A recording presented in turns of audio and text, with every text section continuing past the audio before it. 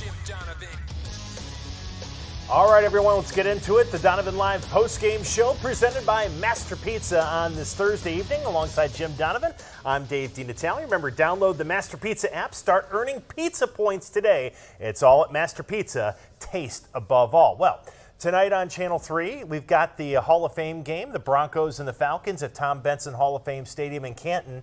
Hope you watch that, but more importantly to our conversation, Jimmy, we are 1 week away from the Browns playing somebody else besides scrimmaging themselves every day at training camp when they get after it next Thursday against the Redskins. They are counting the days to that, if only because their practices have been long, padded, and very, very physical. And for anyone that was worried or thought that Freddie Kitchens was going to be a soft touch to players, get that out of your mind. This is Bill Parcells Revisited, okay, 2.0. They are really grinding through practices, and they're long, and they're very, very physical.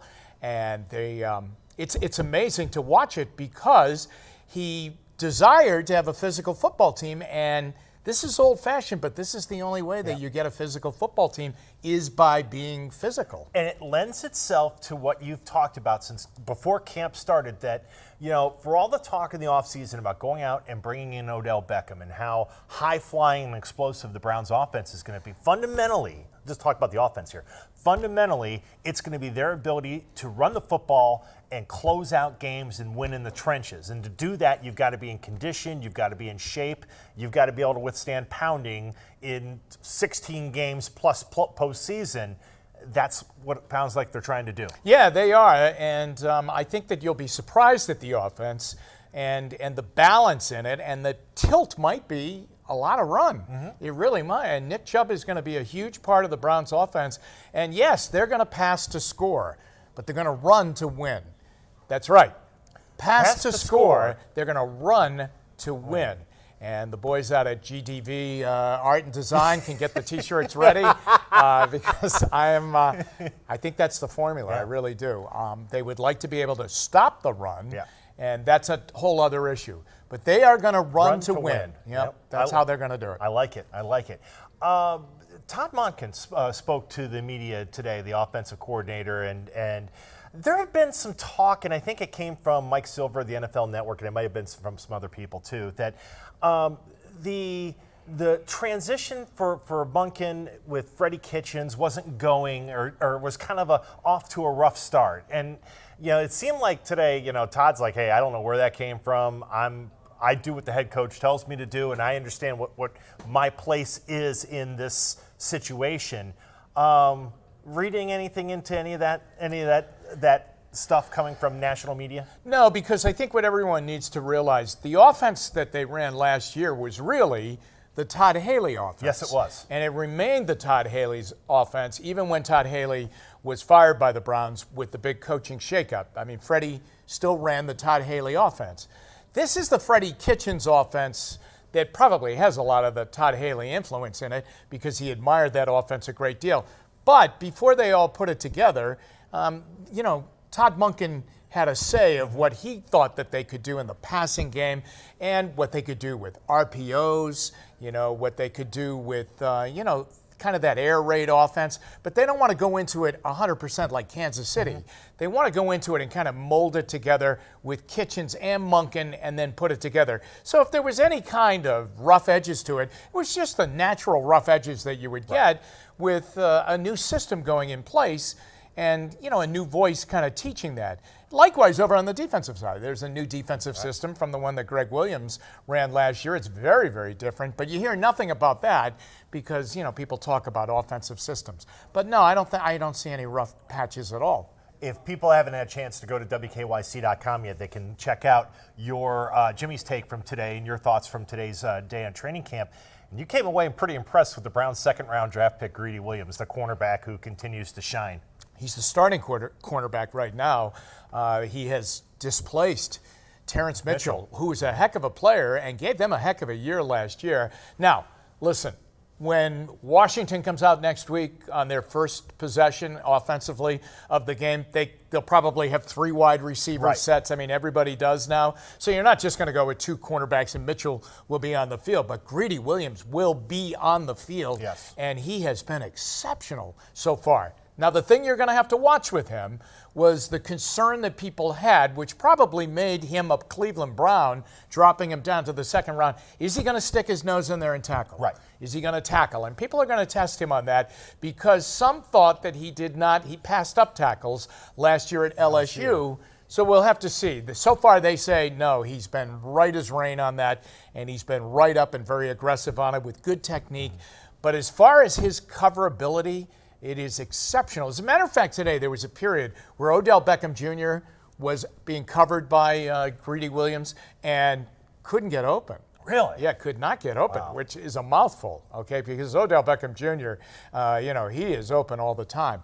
I mean, he was really covered very, very well by Greedy Williams to the point that all of a sudden Odell Beckham Jr. went over on the other side to go up against Denzel Ward. Now, that's no trip to a picnic either. I mean, that's no stroll through the park. But, he's playing really well. 1 week into camp is – and again, it's hard to do this because you're trying to do so many different things during the course of a camp practice. But is the defense still kind of ahead of the offense a little bit in terms of where they're at 1 week into this thing?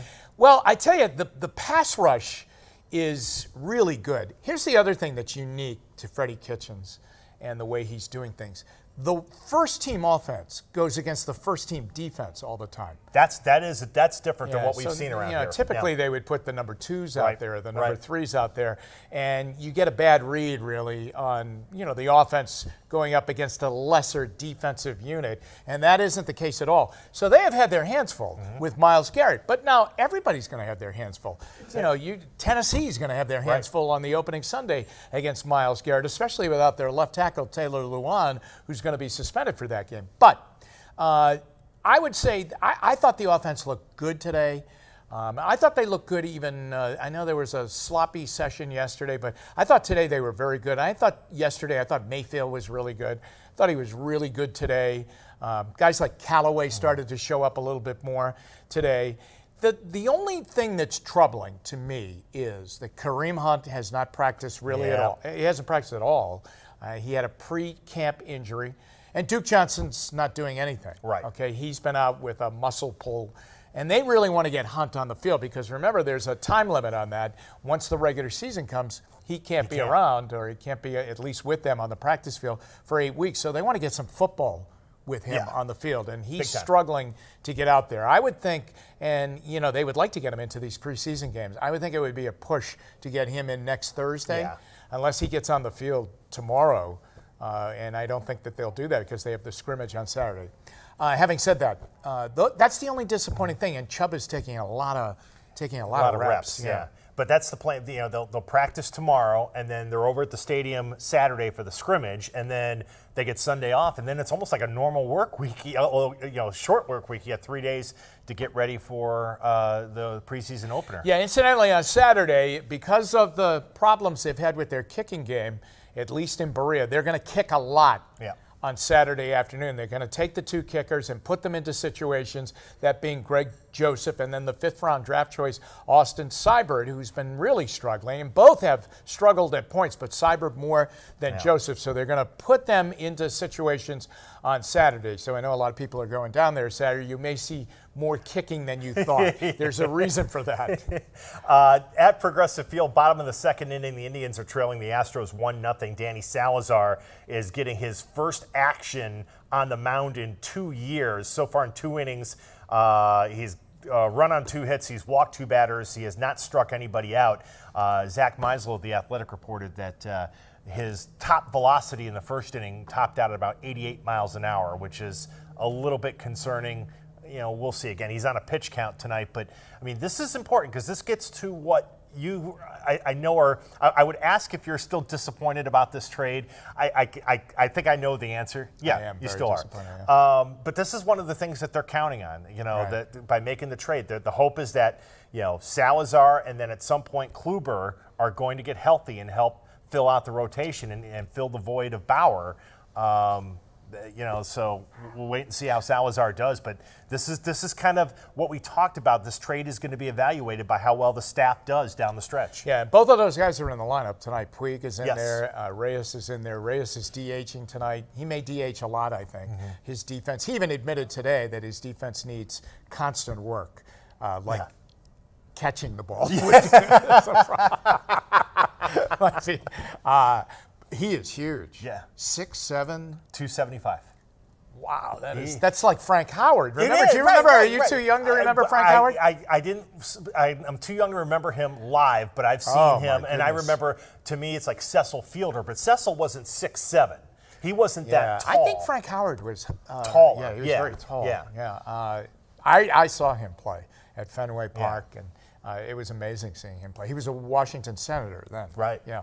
So this is going to be interesting to watch how these kids play. Not Reyes is the kid, Puig, and then how Salazar does. There are a lot of little subplots about the Indians here as we go, and the Twins kind of gave them a little help today by blowing it in the ninth inning and kind of giving the Indians a chance to pick up some ground in the division tonight. Yeah, and that is a problem for the Twins. Yeah. I think a lot of people expected them to do a little bit more or a lot more come the trade deadline and certainly try and help their bullpen, which is struggling and has struggled throughout the year. The good part good part for them, when they were playing so well at the beginning of the season, their starters were going really deep into games, so they were really in mop-up situations. But now, as the starters go out a little bit earlier in games, that bullpen's being called upon earlier to come in and handle more innings, and there are some cracks there. And so they got Sergio Ramos, and that's about it, isn't it? that's it. I mean, and Sergio Romo. I mean, it's been 5 years since he was, the Giants closer, like when he was lights out. He's not that same caliber of guy. I know the Indians were even interested in him at one point, but to be more of a setup man. So, all right, you get to enjoy tonight's game from home. You're going to watch a little Broncos-Falcons? Absolutely, yeah. Kevin Hogan, former Browns quarterback, I think is starting tonight. Oh, very nice. How about that? Yeah, very nice. He was a one-game starter for the Browns. He started Yes, he one did. game down in Houston. He threw 3 interceptions. And that was it. And that the reason they put him in there was because he didn't throw interceptions. That's right. And he threw 3 interceptions right away. It was too bad he had his whole family down there. Oh, that's a shame. He's a great kid. Do you think 4 years from now, would it be 4? I think it would be 4 years from now, so 2023, you and Deke will be at Tom Benson Hall of Fame Stadium to start the year because it'll be Joe Thomas's induction. Oh, absolutely. I would imagine. Because I think it would be 4 years from now he'd be eligible. 2023, I believe. Absolutely. Boy, I didn't even think of that. Yeah, that would be great. And it would be great tomorrow to see Phil Dawson out of training camp. Absolutely. I think that is. I wish he could still. I want to go one more year. Yeah. One more year. Yeah. But it's amazing. It's amazing. He had a hip injury last year that I think took its toll on him, and that's when he finally decided. But I think his last kick last year might have been his longest kick of the season. I think it was. Yeah. So, that's Phil Dawson. He wants to be with his kids. I think he wants to coach a little bit. Yeah. And that was always a difficult thing for him as his kids got older. They were living in Texas with his beautiful wife, Shannon. Remember, she used to sing the national anthem. Oh, yeah, absolutely. And and so when it came time, it was okay when they weren't of school age, and that's how long he was with the Browns. And then suddenly when they were going to school, he was in an apartment up here. She was handling things in Texas. And I know that was really hard for Phil. I have to imagine for you, there are 3 players that are probably pretty close to your heart because they were kind of there when, the lean years of expansion. Phil Dawson, Josh Cribbs. The great Cribbs, and Joe Thomas. Yes. And, Right. Joe's going to the Hall of Fame. The other 2 guys, I hope someday that there's a place for them. But I hope Browns fans always remember what those guys gave to this football team when you watch them achieve hopefully a lot of success here going forward here in this 2019 season. Think about those 3 in particular. Yeah, because there were many Sundays that if you went into a pregame situation and you said, how do the Browns win on this particular day? And you knew Joe Thomas would play exceptionally well at left tackle. That was a given. But then you would say the formula is hold the fort on defense, don't turn the ball over on offense, have the ball last, hopefully set up on good field position on special teams with a Cribbs return, and let Dawson win the game. Field That's goal. right. Yeah. Yes. And as the late, great Casey Coleman used to call him, awesome Phil Dawson. Awesome Phil Dawson. Yeah. So I'm so happy that they're going to be able to do that. He'll sign a one-day contract and retire as a Brown, as he should. Jimmy, have a great weekend. We'll see you Dino. back here. We'll see everybody back here on Monday. Again, the Donovan Live Postgame Show, as always, presented to you by Master Pizza. Download the Master Pizza app. Start earning pizza points today. That's Master Pizza. Taste above all. For Jim Donovan, I'm Dave DeNatale. Thanks for watching the Donovan Live Postgame Show on WKYC's Facebook Live and YouTube.